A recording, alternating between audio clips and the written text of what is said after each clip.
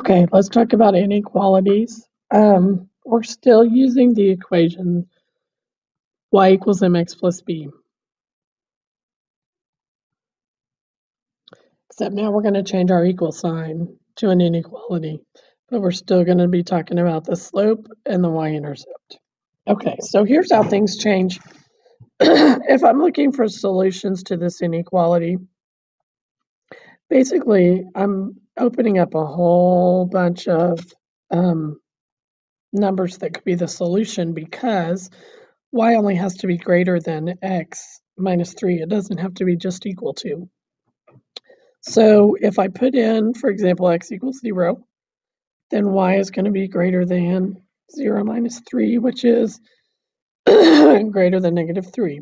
So y has to be greater than negative 3. Like the more I try and fix it, the worse it is. Okay, it can't be equal to negative 3, but it can be any number greater. So it could be negative 2, it could be 1, it could be 28. As long as the y value is greater than negative 3, when x is 0, it's a solution. And when we look at the graph down below, it'll make more sense. But that's not the only thing, because obviously I could put in 5 for x.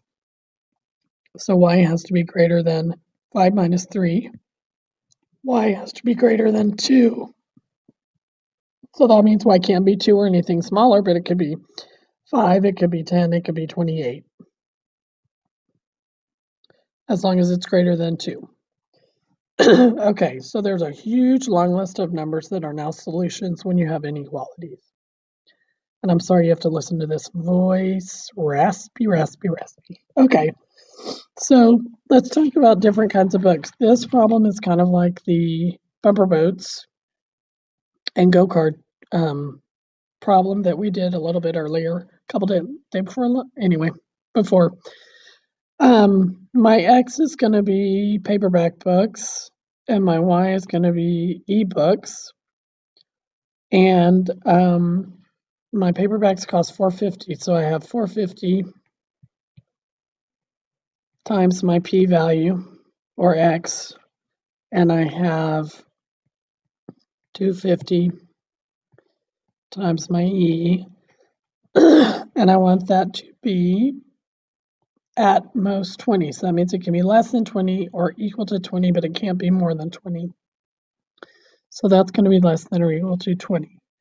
So again, I have, as long as we're talking less than 20, I could have one paperback and one ebook, because that would be $4.50 plus $2.50, which would be $7, and that's certainly less than 20. If I got two paperbacks, that's going to be $9. I could get one ebook.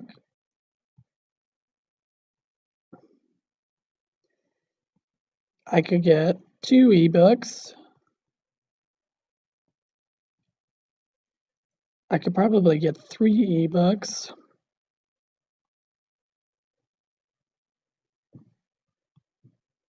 And I'm still less than my $20. So all those are possible solutions because I can buy as many books as I can as long as I stay below $20. Okay, so then the graph in C is what it's going to look like when it's graphed, because we have this whole shaded area. We have this whole shaded area. We have this whole shaded area. Here we go. That is now solutions are in here. So if I'm looking for solutions, any point that's in the shaded area is going to be a solution. Since it goes on forever, that's a whole lot of points. Okay, so I could have 4, 0. I could have 4, 9. I could have 4, negative 2. I could have 8, negative 200. Those are all going to be in the shaded area, and as long as I stay in that shaded area, those are solutions. Okay, The only thing that changes is this boundary line.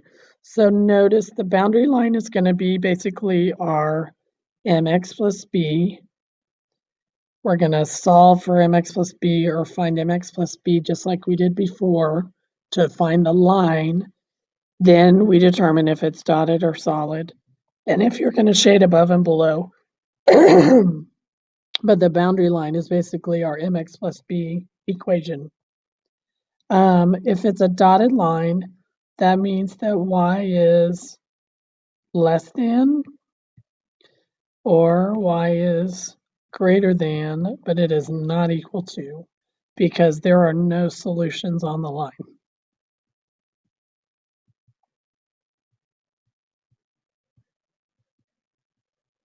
If it's a solid line, we're talking about y is less than or equal to, or y is greater than or equal to, and the line does have solutions.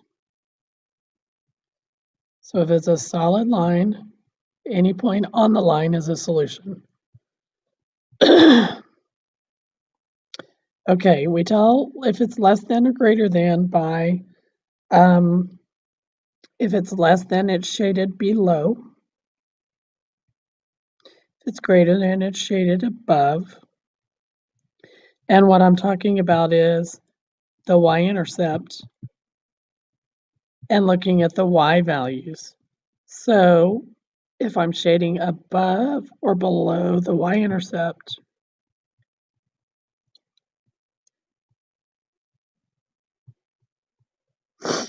then that's how I know if it's greater than or less than. So, for example, in C,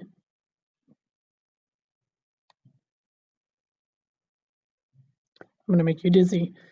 The intercept is right here at 6. So since these numbers are shaded in and they're above, this is a greater than problem. When it's shaded below, the y values are what I'm looking at.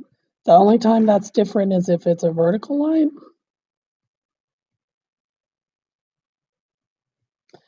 Then less is to the left, shaded, and greater is to the right, shaded.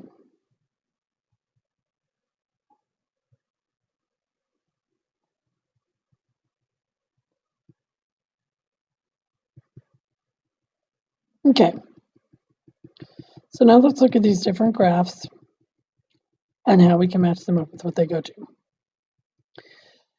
The first thing I'm going to look at is the inequality signs,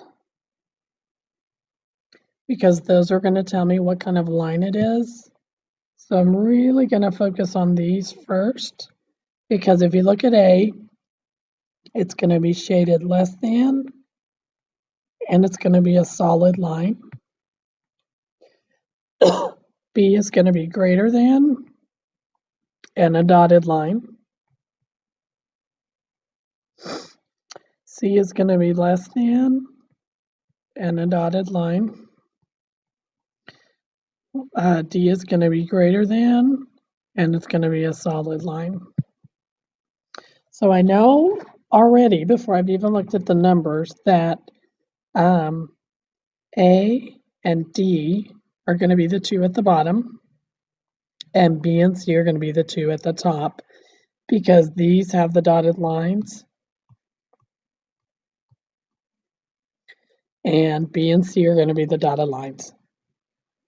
Okay, so let's look at our equations. Okay, A has positive 3 for the intercept, so it's either going to be this one or this one are going to be A and B. And really, we already decided that this one's going to be A and this one's going to be B, because this one's B is dotted and A is solid. But let's double check. A is less than or equal to, so it's a solid line, and my y values, the less than y values are what's shaded. So this is in fact less than. On Number 2 over here, which we just put B, it's greater than, so my y values are greater than the intercept, so that makes that B greater than. C and D have -8 for the intercept, and C has a steeper slope, and it's dotted, so this one is going to be C. D has less of a slope. Okay, and C is less than, so these values down here are what's going to be shaded, so that's my less than. And for D, they're greater than, so all these numbers up here are shaded because it's greater than -8. So that's why it's shaded up on top. This one's D. So just the inequality gives you a lot of information. Okay, writing an inequality, you're going to basically write the equation for the line, and then you're going to decide if it's less than, greater than, and all that stuff. So the first thing I need to do is I need to find B. Darn it. Okay.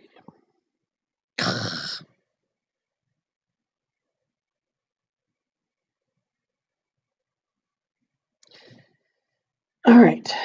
B equals 6. The slope is negative.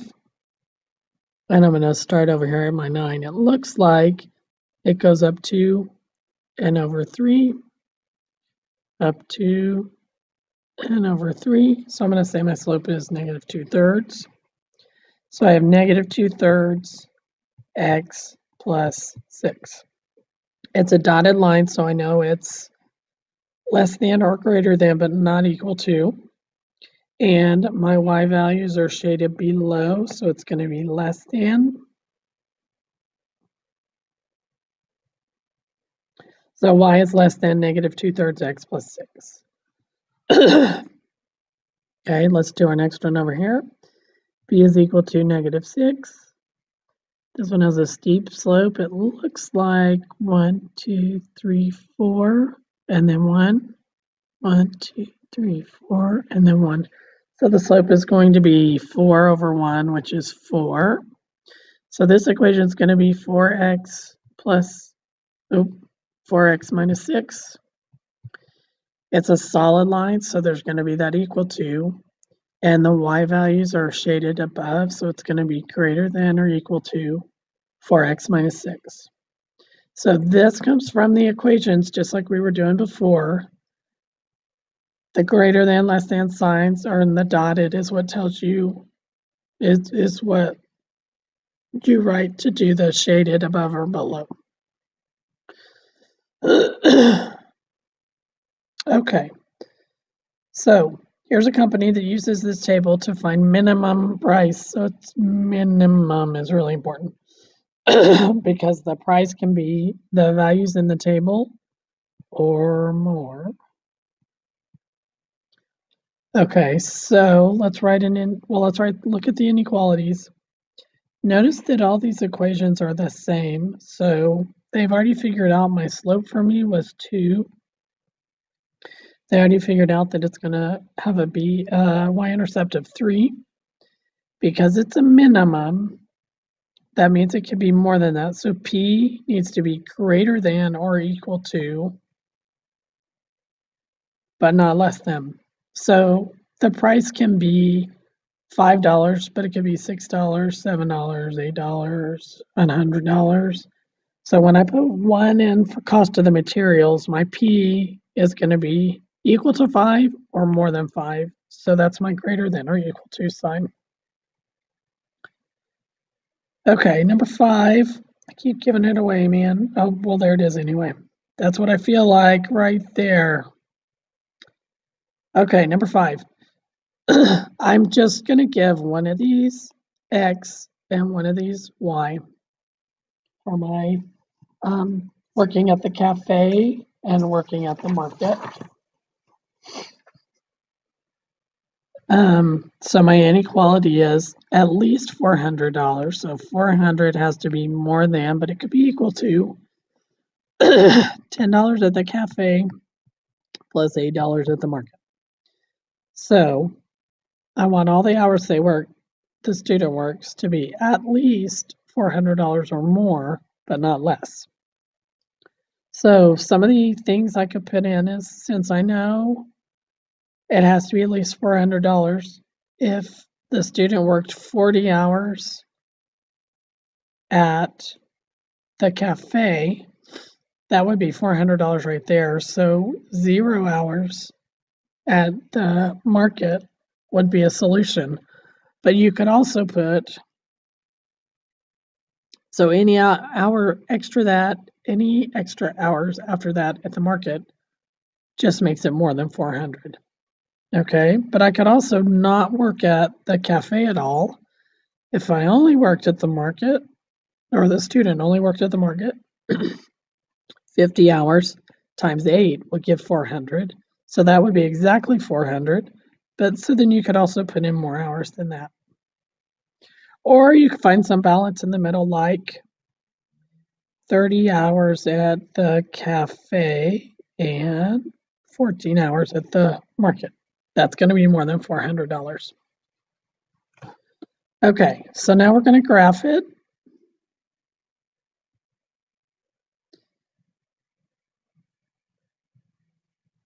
Okay, so the cafe is the bottom, cafe hours. Y is the market hours.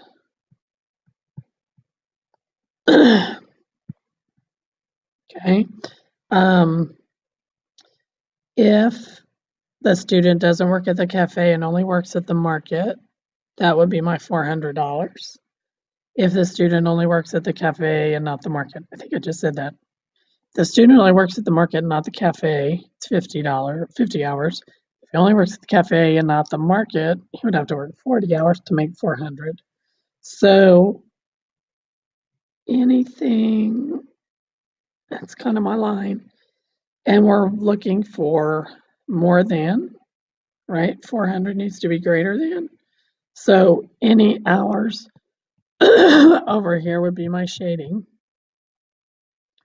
because more hours would make more than $400. Less hours in here would be not $400. That would make everybody sad.